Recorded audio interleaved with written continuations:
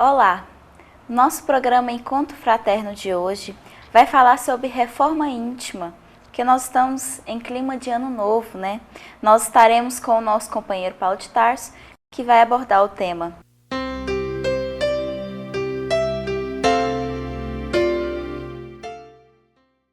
No ano novo, nada melhor do que trabalhar nossa reforma íntima.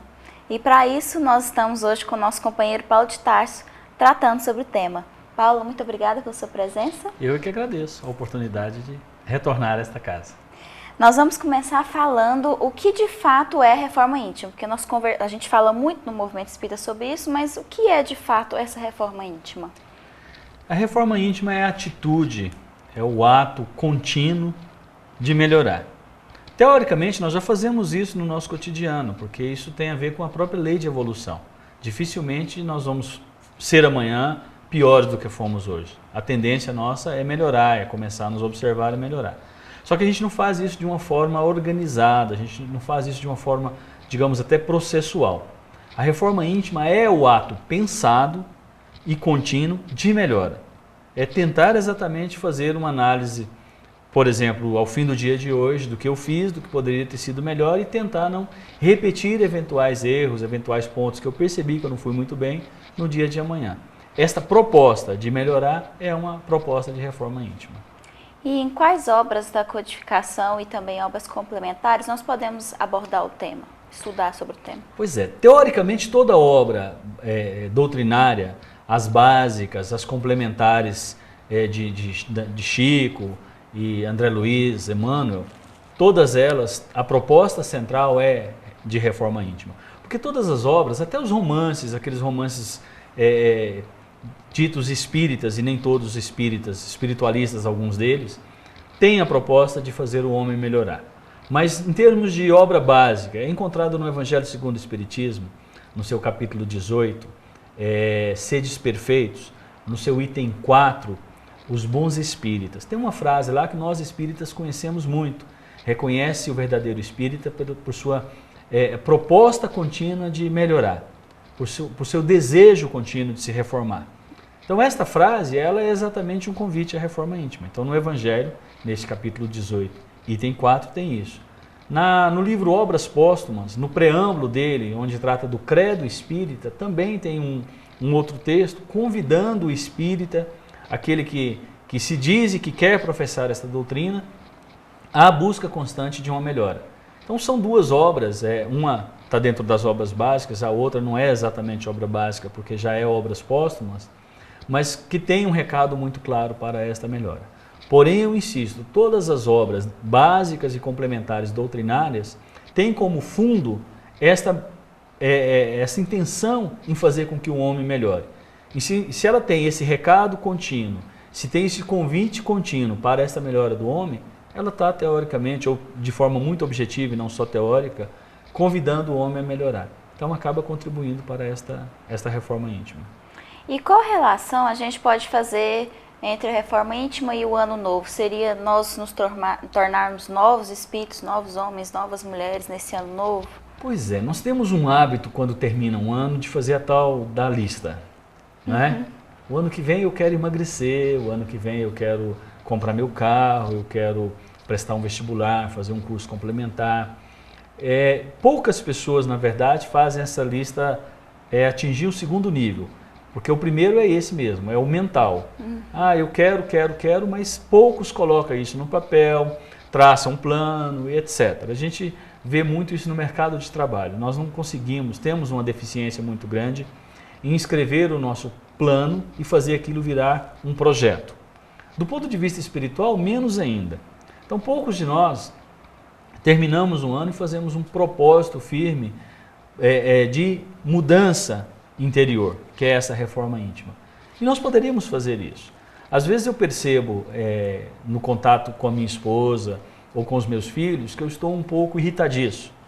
Então, de repente, uma proposta para o ano vindouro seria exatamente de trabalhar esta melhora. Tornar-me uma pessoa menos irritadiça. Às vezes, na ânsia de fazer um projeto grande, eu não faço um projeto pequeno. E eu deveria preocupar com isso. Eu tenho uma dificuldade de relacionamento com um familiar. ou eu rompi em determinada etapa da minha vida, quer seja por uma iniciativa minha, quer seja uma iniciativa dele, com esse familiar. Dentro deste contexto de reforma íntima, aproveitando essa virada do ano, eu poderia fazer um compromisso. Eu vou trabalhar o ano para reatar os laços com essa pessoa. Então seriam conquistas do ponto de vista espiritual. E poucos de nós, infelizmente, paramos para poder fazer uma lista disso. E se nós fizermos um exercício mesmo, durante esse programa, ao término dele, de levantar algumas coisas que eu já percebo que eu preciso melhorar, não vão faltar itens nessa lista. Nos enxergar, né? Sim, e esse é o desafio. É parar um pouco para fazer uma análise mesmo. Quais são os pontos que eu preciso melhorar? E intimamente, daí o nome Reforma Íntima, intimamente eu sei dos pontos. Se eu sou casado, se eu tenho uma namorada ou um namorado, são pontos que já nesse relacionamento eu já percebi, no ambiente de trabalho, na minha casa de oração, dificuldade de lidar com o irmão, porque eu acho que ele fala alto demais, às vezes eu não percebo que eu também estou fazendo isso. Ou que eu tenho dificuldade em ouvir. Então, quando eu faço uma lista de pontos que eu acho que eu tenho que melhorar, eu estou fazendo uma lista, de repente visando este novo ano, aproveitando esta virada, que tem toda a carga mental, um novo ano, é hora de recomeçar, etc. Então, a relação de reforma com virada de ano tem tudo a ver. Só que, infelizmente, a gente enxerga isso do ponto de vista físico e deveríamos enxergar do ponto de vista espiritual. Nós vamos para um breve intervalo e a gente volta já já, mas antes, fique com a dica de leitura.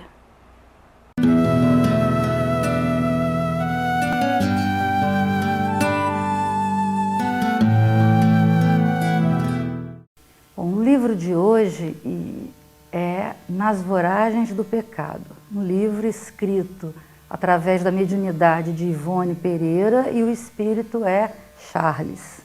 É um livro que acontece, a narrativa, em 1572, na França, e nos apresenta um drama de grande significado para nós. Primeiramente, destacando a noite de São Bartolomeu, relatando a opressão que os protestantes já vivenciavam naquela época. E toda uma trama de intrigas, de vinganças, de ódio e de amor, envolvendo um grupo familiar dos huguenotes, uma família serena, tranquila, que é toda dizimada pela igreja. Uma só sobrevivente, que é Ruth de La Chapelle, toma a iniciativa de vingar-se daquele príncipe de Narbonne, o que foi o comandante da matança. Então, é um livro muito interessante, que retrata muito bem os costumes da época, os lugares na França, que relata a história tão forte daquele reinado de Catarina de Médicis, uma rainha muito exigente, intransigente, e aqueles aos quais ela não gostava eram diretamente lançados nas masmorras do Louvre. Então, é um livro muito importante, muito bonito e que prende a nossa atenção do início ao fim da leitura. Vale a pena ler e é o primeiro volume de uma trilogia que vai relatando vivências, encarnações da médium Ivone Pereira.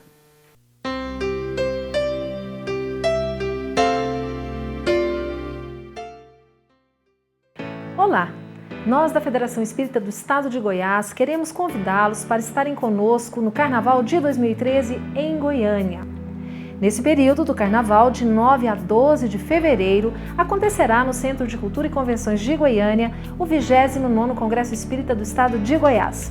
Nesse evento, você tem oportunidade de programação para toda a família, adultos, juventude, infância. Será uma grande alegria tê-los todos conosco, porque trata-se também de um momento de confraternização, de rever os amigos, de fazer novos amigos que vêm para Goiânia, oriundos de vários estados do Brasil inteiro. Venham para Goiânia, participem conosco desse congresso, que é uma verdadeira festa de luz do movimento espírita do Estado de Goiás. Te esperamos aqui!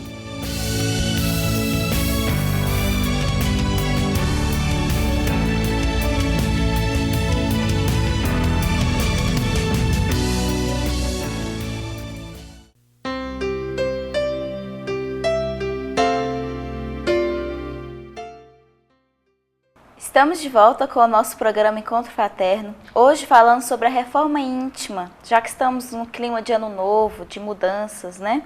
E nós estamos falando hoje com o nosso amigo Paulo de Tarso. Paulo, continuando o que você tinha começado no primeiro bloco, falando da nossa lista, né, para o nosso novo ano, né? E aí você falou que a gente procura mais as conquistas físicas, né? Por que a gente não procura mais essas conquistas morais, né, espirituais? Olha só, o Sermão do Monte, nós até conversávamos antes do programa sobre ele, o Sermão da Montanha, como é chamado, ou o Sermão das Bem-aventuranças também, como alguns conhecem, né? Se bem que bem-aventuranças são uma parte do Sermão da Montanha. No seu capítulo 6, versículo 33, Jesus aborda exatamente essa dificuldade que nós temos de buscar o reino de Deus. Então lá no capítulo 6, versículo 33, ele convida o homem a buscar o reino de Deus e fala que tudo mais vos será acrescentado, tudo mais vos será dado por acréscimo. Ele não está falando sobre imprevidência, não. Eu tenho que planejar o meu futuro, tenho que trabalhar por ele. Mas ele está falando dessa ânsia que nós temos de viver o futuro antes do tempo. Então o dia de hoje eu tenho que... Ele chega a citar a cada dia o seu mal, não no sentido mal da tradução da palavra, mas no sentido de cada dia eu tenho que preocupar especificamente com esse dia. E nós temos muito dessa dificuldade de enxergar esse dia de amanhã, mas de trabalhar de forma consciente. Então lá ele fala especificamente de busca do reino de Deus. E o que a gente faz quando nós propomos fazer uma lista? Nós falamos isso no primeiro bloco. A proposta nossa é buscar o reino do agora, é o físico, é a grana, é o corpo perfeito, são as conquistas de momento. Que talvez no ocaso da nossa encarnação a gente vai perceber que não valeu tanto a pena. E aí, novamente, citando o Sermão da Montanha, no seu capítulo 7, salvo engano, versículo 13, fala da porta estreita. Nós estamos hoje entrando na porta larga. Está muito fácil essa porta larga. E se nós fôssemos não espírita, mas fôssemos evangélico, seria fácil nós falarmos que nós estamos cedendo à tentação do demônio. Que ele abre a porta e a gente entra sem pestanejar. E nós deveríamos refletir um pouco. Está muito fácil, tem uma razão de estar muito fácil. E quanto custa esse muito fácil? Então, poucos de nós, insisto, fazem uma lista de melhoras morais. Mas eu posso fazer uma mesma lista de atividades que eu quero desempenhar no movimento espírita. É mais fácil sair falando, não me adaptei ao centro A ou B, porque ninguém me recebeu lá. E é mais difícil, muito mais difícil, enfrentar, às vezes, essa aparente frieza dos primeiros momentos numa casa de oração e topar um trabalho com e para o Cristo. É a porta larga e a porta estreita. Uhum. E você acredita que esse mundo moderno, corrido que a gente vive, desencoraja a gente a esse projeto de melhora moral? As tentações, novamente citando os nossos irmãos evangélicos, as tentações são grandes. Para que nós nos percamos, elas são insistentes, elas são recorrentes, elas são fáceis e são fúteis. Então, de fato, existe o que nós poderíamos chamar de um processo de tirar a gente desse foco. Mas quem falou que servir o mestre seria tarefa fácil? Não foi fácil para ele ser o mestre, ser o Cristo. Quando ele resolve estabelecer o seu reinado de amor, ele tem que enfrentar uma série de situações difíceis. Claro que nós não estamos preparados para uma situação daquela, mas dentro do nosso mundo pequeno, extremamente limitado, considerando estarmos num mundo de prova e expiação, nós temos muito o que nos desafiar para poder realmente sermos um seguidor do Cristo, para trabalhar com Ele. E aí abrir mão de algumas coisas, sim. Nós ouvimos muitos jovens falar que fulano casou novo e não aproveitou a vida. E às vezes a gente vê isso dentro do movimento espírita, mas o que é aproveitar a vida? Significaria ter muitas namoradas ou muitos namorados, sair muito para balada, esse tipo de coisa, ou de repente trabalhar no movimento espírita com as várias atividades que são possíveis de serem desempenhadas aqui dentro, começando lá na evangelização até a idade adulta. Então existe uma inversão de valores social e a gente às vezes compra isso sem parar para poder analisar. E nos perdemos nisso aí. Nós vamos para um breve intervalo e a gente volta já já, mas fique com o Calcides Sarroris no Evangelho Responde.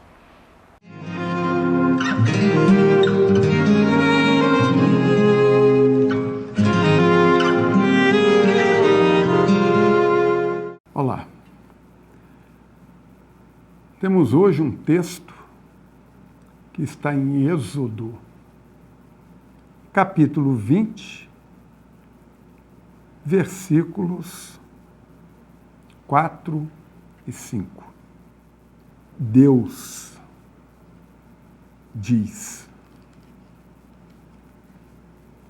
puno a iniquidade dos pais sobre os filhos na terceira e quarta geração, mas ajo também com amor até a 1000ª geração, para aqueles que me amam. É um texto que parece que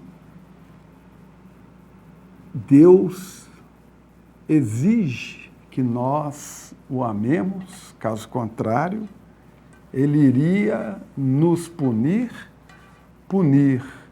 ao nosso neto, punir ao nosso bisneto, terceira e quarta geração. Mas que premiaria até a 1000ª geração àqueles que o amam. A ideia do Antigo Testamento de um Deus partidário, que veio apenas para um povo, já deve ser ultrapassada essa concepção. Deus é amor para com todos os seus filhos. Então, como a gente explica para o estudioso dos textos bíblicos a respeito dessa passagem? Aqui, quando é colocado e pertence ao Decálogo, aos 10 mandamentos, Moisés, quando coloca esta informação, está simplesmente informando a respeito da justiça de Deus e da bondade de Deus. Não Deus pessoalmente, mas a sua justiça. E aí a gente observa que até na justiça há a bondade. Porque eu puno a iniquidade até a partir na terceira geração e na quarta.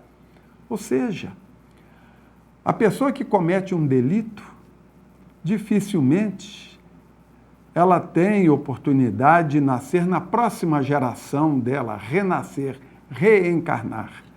O tempo que ela leva no plano espiritual demora mais ou menos 2 gerações, contando com a geração dela. Ou seja, a gente só reencarna ou na terceira geração, 2 gerações após a nossa, ou 3 gerações após a nossa, na quarta geração. Aí está a informação da questão da justiça de Deus. Não que Deus venha a punir o erro dos pais nos netos, nos bisnetos, porque seria horroroso isso. Um erra e o outro é que paga. Isso é uma antiga concepção, na época ainda de Moisés, em que se achava que o filho errava, o pai errava, o filho pagava. O texto no Decálogo, dentro do seu escrito, dentro da sua maneira de escrever, dentro da instrução que era dada naquele tempo, 1200 anos antes de Cristo, vem apontar simplesmente que cada um é responsável, sim, pelo erro que comete. É convidado a ajustar perante a lei o erro cometido. Tem a oportunidade, não a punição, a oportunidade de rever os seus passos cometidos em encarnação anterior. se reajustando para se enquadrar dentro da bondade de Deus que o ampara por todo o tempo da sua vida espiritual. O Evangelho responde.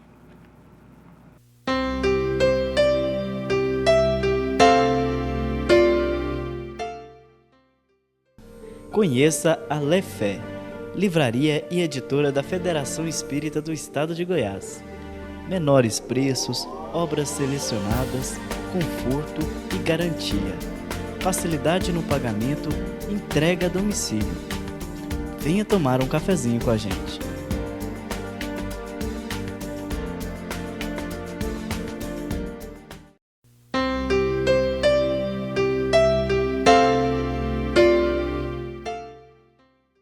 Estamos de volta com o nosso programa Encontro Fraterno, hoje falando sobre reforma íntima nesse clima de ano novo. Nós estamos com o nosso companheiro Paulo de Tarso, que está abordando o tema.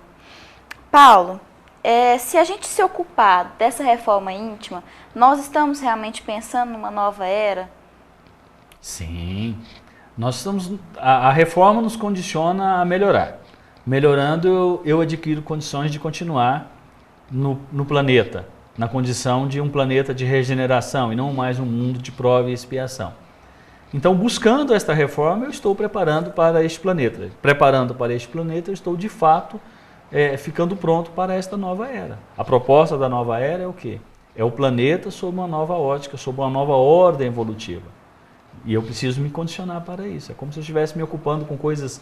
Vou para um país frio, vou levar agasalho. Vou para um país quente, não vou me preocupar com isso, mas preciso, de repente, ter uma roupa mais leve. Então, a reforma íntima é sim uma forma de me preparar, de me condicionar para este mundo que está vindo por aí. E é justamente a questão do espiritismo e o progresso, né, que está tão próximo, né? Sim. Essa ligação entre o espiritismo e o progresso, né? Sim. Se a gente pegar o livro dos Espíritos, na sua terceira parte, que trata das leis morais, a lei de progresso é uma delas. E lá o convite que fica evidente no texto de todas as questões é esse. A gente tem que preparar para o progresso, que é uma lei moral. E tem a explicação, né? Lei moral são leis de Deus, são leis naturais, leis maiores. Então, se eu quero usufruir deste mundo que está vindo aí, eu tenho que aceitar a ordem natural das coisas, que é o progresso. O progresso é a ordem natural. Não querer progredir é infração a esta lei. Então, se eu sei que ela é uma lei natural, que ela vai acontecer, eu tenho que me condicionar para isso. Não adianta eu querer enfrentar. É como se eu quisesse... estou percebendo que existe uma nova ordem das coisas e, de repente, eu me torno o único adversário daquela ordem. E ela é natural, é uma lei maior. Eu tenho que me condicionar para poder segui-la. Mas, afinal de contas, como fazer a nossa reforma íntima? O recado também está novamente na obra básica chamada O Livro dos Espíritos. Obra de 1857, né? O Livro dos Espíritos, né? Super atual. Tem até uma observação de Kardec que, se em algum momento a ciência evoluísse o suficiente para demonstrar que alguma questão do Livro dos Espíritos estava errada, ele, de forma muito sábia, advertia-nos a seguir a ciência. Uhum. Até agora, podemos ir 100% no livro, não tem problema. A questão 919 do Livro dos Espíritos tem uma resposta de Santo Agostinho, sábia demais, porque ele pergunta como é que nós podemos fazer a reforma íntima. Ele começa citando uma frase atribuída a Sócrates, que não é de Sócrates também, está no portal de Delfos, na Grécia, que é a frase mundialmente conhecida: conheça-te a ti mesmo. Eu falo que ela não é de Sócrates porque ele fala, ele viu esta frase e adotou-a como sua, dada a profundidade da frase. Santo Agostinho cita ela, falando um sábio da antiguidade, vou-lo disse: conheça-te a ti mesmo. E segue falando como fazer essa reforma. Fazei como eu fazia quando aí na terra estava. Ao término de cada dia, ele fazia uma profunda avaliação do dia dele. Fiz todo o bem que era possível ser feito? Deixei de fazer todo o mal que era possível não fazê-lo? Atendi a todos que vieram a mim? Em outras palavras, terminei o meu dia com um saldo efetivamente positivo entre aquilo que eventualmente eu tive de desafio. Então é um texto longo e belíssimo de Santo Agostinho, transformado em algumas casas espíritas em mensagens daquelas que são entregues no começo da reunião, dada a profundidade da resposta que o nosso irmão Santo Agostinho dá. E o convite que ele faz lá nessa questão 919 é um convite para os nossos dias atuais. Será que eu termino o meu dia com esse nível de consciência de que no trabalho, na faculdade, no colégio, em casa, naquela relação mais íntima que nós temos, que é a relação com a esposa, com o pai, com os filhos, com o irmão, onde nós somos realmente quem nós somos, despido de qualquer pele de cordeiro? Será que eu fui um bom cristão naquele momento? Se todas as vezes que eu fui desafiado a fazer as coisas, eu optei por ser melhor, eu deixei de repente o egoísmo de lado, uma vaidade, uma soberba, para poder efetivamente trabalhar com e para o Cristo? Então é um convite que ele nos faz, lá na questão 919, extremamente atual. Se eu conseguir avaliar isso como um saldo positivo, com certeza eu estou me reformando, estou condicionando para esta nova era, para não só um novo ano, mas para uma nova etapa de vida espiritual e não somente física. Paulo, muito obrigada pelas suas palavras aqui no nosso bate-papo de hoje. Eu é que agradeço. É fundamental a gente falar sobre reforma íntima e trabalhar isso na gente, né? Uhum. Muito obrigada. E a gente espera que você esteja conosco em outros programas. Assim que convidado, eu voltarei, com certeza. E para você, um feliz ano novo. Você fica agora com o Momento Cultural. A gente agradece a sua audiência. E acesse nosso site www.fego.org.br. Conheça a nossa federativa, o nosso programa. Lá tem todas as informações. Até mais.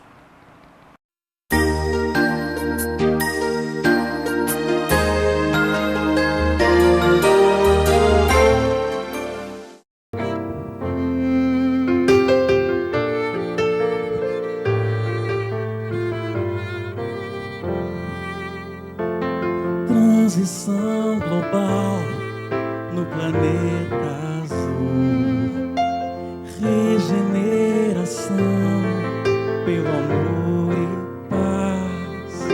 Sinta em você a transformação, consciente sol que a bondade faz.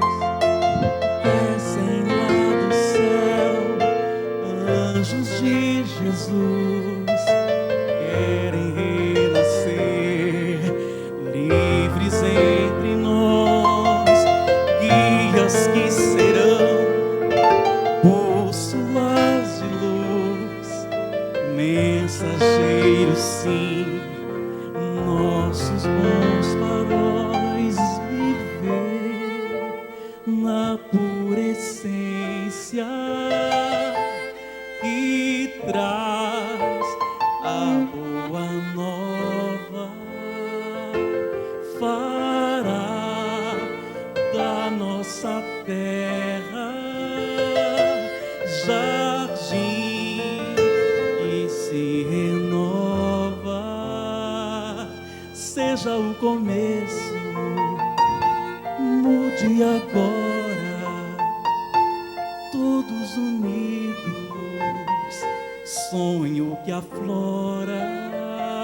Seja o começo, mude agora, todos unidos, sonho que aflora.